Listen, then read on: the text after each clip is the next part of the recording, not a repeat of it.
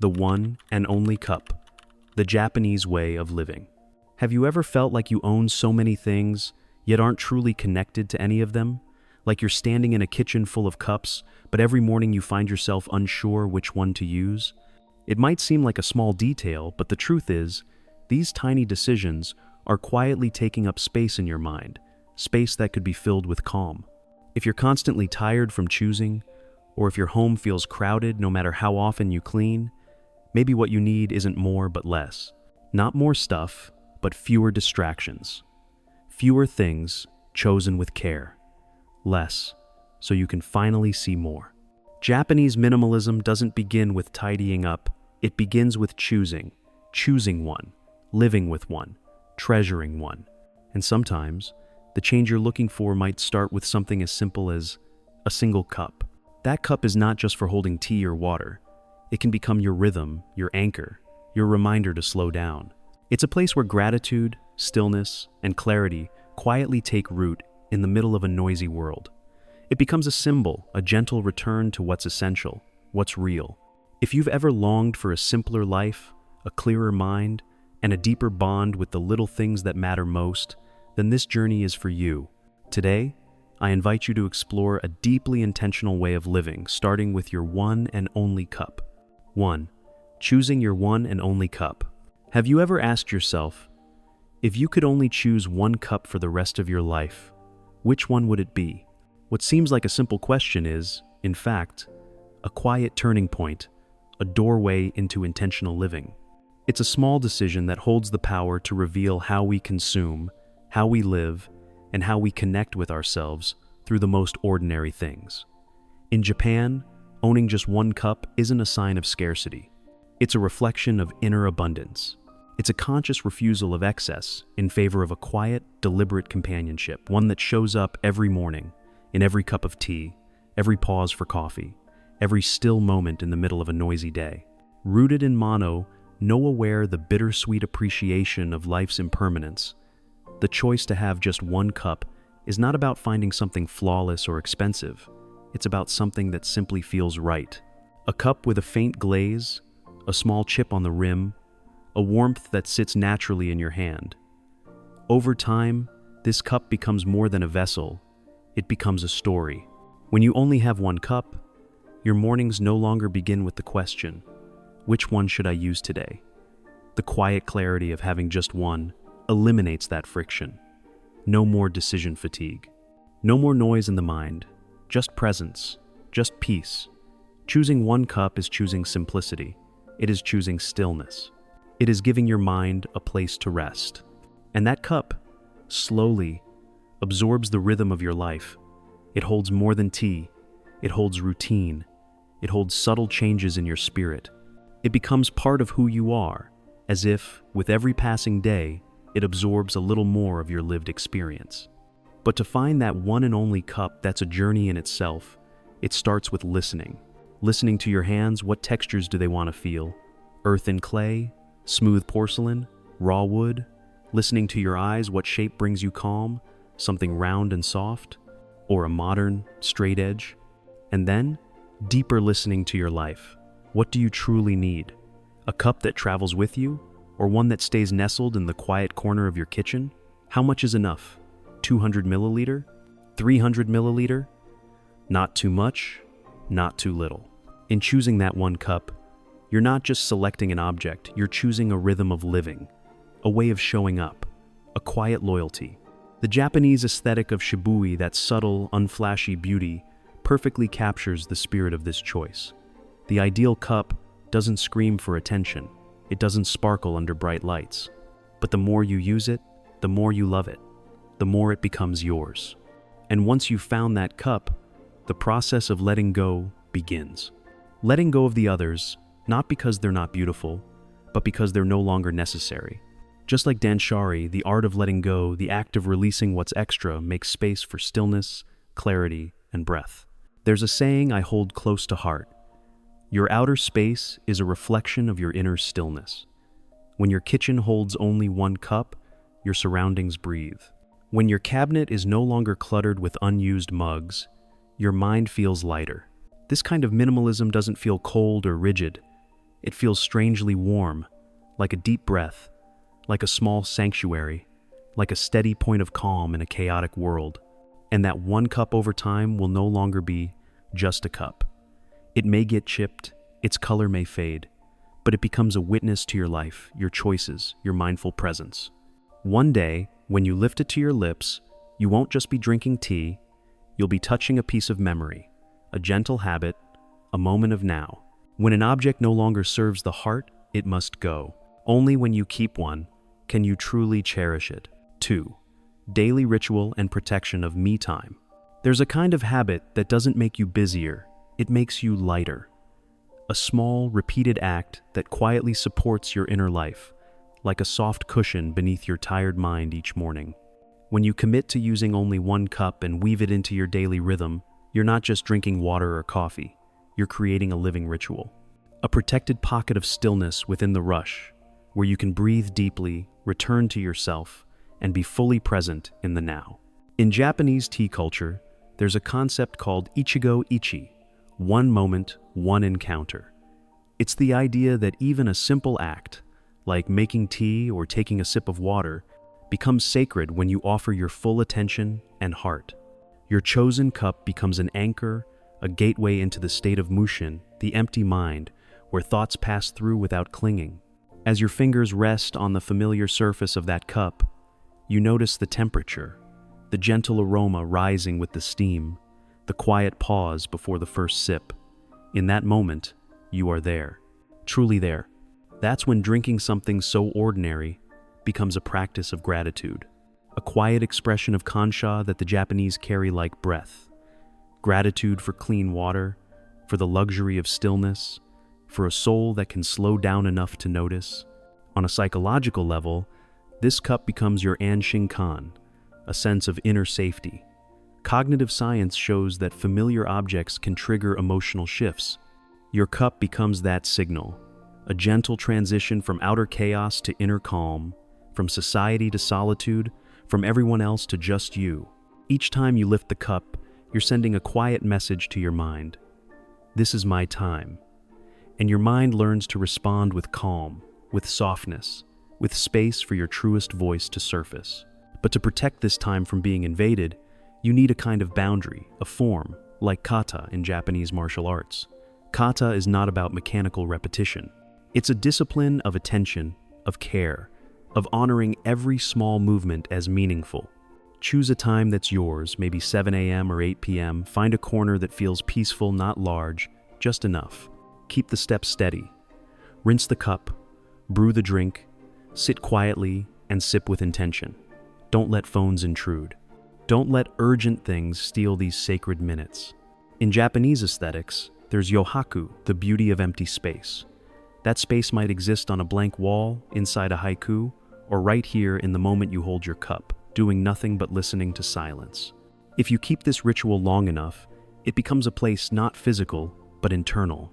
A private refuge no one can touch, a stillness no noise can disturb. And one day, you'll realize that what protects you doesn't need to be a vacation or a retreat. Sometimes it's just a cup, a habit, a quiet minute. The more you commit to that single cup, the more you free your mind from trivial choices. You won't wonder which mug to use. You won't be distracted by form. You'll simply arrive at your place instantly. That is the spirit of calm, decisive clarity. When your mind is no longer scattered by the unimportant, you have space for what truly matters. Those who protect their time are the ones who truly live. The moment you place your hand on your cup is the moment you place your hand on your own peace. 3. Cultivating attachment and appreciation. Some relationships don't need words, yet they grow strong, woven quietly through the fabric of daily life, like breath itself. A cup, when used every single day, slowly becomes part of your being. It's no longer just an object, it becomes a silent companion, witnessing the subtle shifts of your inner world as time moves on. It's only when you have one single cup that you begin to feel this bond growing day by day. At first, it might just be convenience, but gradually, you notice more. A faint crack near the rim, a soft stain along the glaze, the familiar warmth of your fingers wrapped around it on a cold morning. These details, rather than taking away from the cup's value, make it irreplaceable. This is the essence of wabi-sabi, the quiet beauty of imperfection, the tenderness of time passing, and the bittersweet grace of things that don't last forever. A well-worn cup doesn't just tell its own story, it also tells a part of yours. Psychologists call this the endowment effect. When we use and grow attached to something, its value increases far beyond its function. It becomes a vessel of memory, an emotional presence, a reflection of where we've been. Each time you drink from that one cup, whether during a solitary morning, a quiet conversation, or a reflective evening, you're deepening its meaning. The cup holds not just tea or water, but nameless moments. And that's why it can never be replaced. In Japan, this emotional connection goes beyond personal sentiment. It's deeply cultural. A handcrafted cup, shaped by the hands of a potter, carries more than just form. It carries spirit. In every curve, every glaze, there is patience, intention, and devotion. Even if your cup is mass-produced, when chosen with mindfulness and used with care, it can still embody this spirit. The spirit of mono no aware, the gentle realization that everything is fleeting and that makes it all the more precious. The more you use your one cup, the more you see how attachment is nurtured through repetition. Every time you rinse it, dry it gently, place it in its familiar spot, you're not just performing a routine. You're practicing gratitude, a quiet kind of shugyo discipline, not from duty but from affection.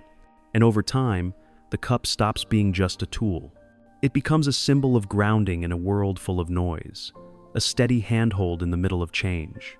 You begin to notice that you're not just drinking a beverage, you're reliving a state of being, a tea moment that brings you back to calm, a sip of water that returns you to your body, a morning routine that gently reminds you that you're safe to be yourself. At that point, the cup becomes more than what you see. It becomes a doorway, a way back to emotional subtlety, to quiet awareness, to Jikan, where you sense yourself more clearly through the seemingly ordinary. Objects we touch every day begin to carry the breath of the one who touches them. Beauty doesn't live in the new, it lives in the well-worn, cared for by love. 4. Practical benefits. Life doesn't always need to be poetic to feel meaningful. Sometimes it's the clear, tangible benefits, the kind you can see and feel, that quietly anchor a simpler, more intentional way of living.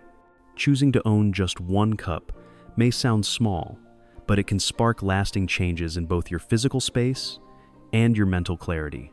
By reducing the number of cups in your home, you're not just saving space, you're practicing katazuke, the Japanese art of putting things in order with a sense of completion and care. It's more than just tidying up, it's the feeling of everything being in its rightful place. A kitchen with clear counters and just one well-loved cup is a living expression of seri, the first pillar of the 5S method, which teaches us to remove what's unnecessary so what truly matters can breathe. From a scientific perspective, this isn't just about aesthetics, it's a form of therapy.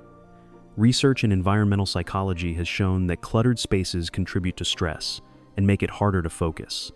In contrast, a clean, quiet space invites calm. A single cup can clear your counter, simplify your routine, and help your mind feel a little less burdened. But the beauty of this simplicity doesn't stop in the kitchen. It starts to ripple outward. Once you realize one cup is enough, you begin to question other things. Do I really need 4 pairs of scissors? 10 shirts that look the same? And slowly, almost without trying, you begin to live with less but feel more full. One cup also saves time, the most overlooked form of wealth we have. You no longer spend mental energy deciding which mug to use or time scrubbing stacks of dishes. Every morning, your cup is there ready, reliable, like a quiet friend who shows up without fuss, always where you need them, never asking for more space than necessary. This is Satan in action, not tidiness for appearance's sake, but for efficiency and mental ease. Everything is in place, easy to reach, and absent when not needed. If you zoom out even further, this one-cup lifestyle makes sense financially and environmentally. You no longer buy things simply because they're cute or on sale. You stop filling space just to feel full. And in doing so, you sidestep that subtle regret, the motenai the Japanese speak, of the quiet sorrow of wasting something that could have been cherished. Environmentally, using just one well-made cup for years reduces waste, curbs consumption, and steps you out of the cycle of buy, use, discard, repeat. You begin to live slower, more carefully. more sustainably, but perhaps most powerfully, the one cup philosophy protects you from something you might not even notice is wearing you down: decision fatigue. It's the quiet exhaustion that comes from making too many choices every day. When you already know which cup is yours, you free up one small decision, and in doing so, you create space for so much more. That's the heart of calm, decisive clarity. When your mind isn't tangled in the trivial, you gain room for what truly matters. When you know what you need, the unnecessary fades away on its own. External order is the first step toward internal clarity. 5. Integrating Ma. Between form and formlessness, between action and pause, between what is present and what is absent, there exists a silent language, subtle yet profoundly felt. The Japanese call it Ma, the intentional negative space, not meant to be filled, but to highlight what already exists. Ma is a conscious pause. It's the rest note in a piece of music that gives depth to melody. It's the white space in an ink painting that makes the brushstrokes breathe. It's that moment you pause before lifting your cup, just to feel, to settle, to truly be. When you live with just one cup and place it in a space that's been cleared with intention, you're inviting Ma into your daily life. You're not merely using a cup. You're creating a rhythm, a quiet, deliberate movement in which the cup isn't crowded by chaos but framed by stillness. You allow your cup to stand alone on the counter, not surrounded, not buried in a cluster of objects. And in that moment, the cup begins to glow, not because it's special in itself, but because the space around it respects its presence. You start to notice the conversation between shape and emptiness, between what is and what is not. That's when Yugen, the mysterious, hidden beauty, starts to appear. Looking at your lone cup resting in a wide, open space, you begin to sense a deeper meaning. It's no longer just a vessel for drinking. It becomes a symbol for the silence we so deeply need in this overstimulated world. The space around the cup isn't emptiness. It is ku, a kind of nothingness full of potential. In Zen, ku isn't a lack. It's the very foundation of all that can arise. Like the emptiness inside a cup that makes it useful, it's the silence that gives meaning to sound, the pause that brings depth to motion. As your life becomes more pared down, you begin to notice how mental space opens up too. Without excess objects around, your mind becomes clearer. Quietly, the little secrets of your heart, Kokoro no Himitsu, start to emerge, not through words, but through gentle, barely there sensations. Simplicity doesn't leave you feeling deprived. On the contrary, it invites sabi, that solitary, weathered beauty that finds grace in impermanence. It's a tender reminder that everything is fading, and that makes every present moment a miracle worth noticing. When you drink from your one and only cup, you're not just taking in a liquid, you're touching stillness, you're reaching into the quiet inside yourself, you're holding a small universe in your hands. In the dialogue between object and silence, your cup becomes a vessel of Ma. The quiet space around it doesn't isolate it. It deepens it. It spiritualizes it. It invites you in. And it gently reminds you that not everything meaningful is visible. Sometimes, it's the unseen that gives soul to everything else. In an empty cup, the whole sky can reflect itself. Emptiness does not weaken form. It's what gives form its soul. If this video gave you a moment to pause and see the beauty in the little things around you, don't forget to share your thoughts in the comments. Write, "I choose to live with one cup," and tell me about the cup you use, what it looks like, how it feels, and what it's quietly brought up in you. Thank you for spending this time with me on a journey toward fullness through simplicity and peace through intentional space. Always remember, you don't have to change everything to begin living differently. Sometimes, it starts with choosing just one cup and choosing to live with it, fully and mindfully. Simplicity is never ordinary. It's an invitation to return home. See you in the next video, where we'll keep walking together gently, deeply on the path of clarity, presence, and quiet joy.